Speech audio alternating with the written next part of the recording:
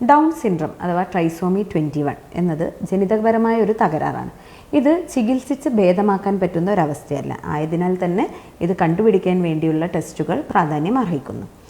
സാധാരണയായി പ്രഗ്നൻസിയുടെ 11 to 14 weeks time പീരീഡിലാണ് നമ്മൾ down syndrome screening ചെയ്യുന്നത്.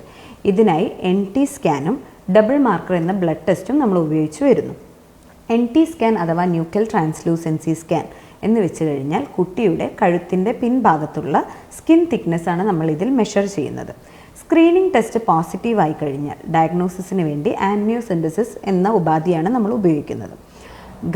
ഗർഭപാത്രത്തിൽ കുട്ടി കിടക്കുന്ന ആംനിയോട്ടിക് ഫ്ലൂയിഡ് കുത്തിയെടുത്ത് DNA ടെസ്റ്റ് ചെയ്യുന്നതിനാണ് ആംനിയോസെൻറ്റസിസ് എന്ന് പറയുന്നത്. സ്ക്രീനിങ് ടെസ്റ്റ് പോസിറ്റീവ് ആയ കേസുകളിൽ മാത്രമേ ആംനിയോസെൻറ്റസിസ് ചെയ്ത് ഡയഗ്നോസിസ് കൺഫേം ചെയ്യേണ്ട ആവശ്യമുള്ളൂ. Thank you. The best newborn and maternal care, Nirmala Hospital, Korakad.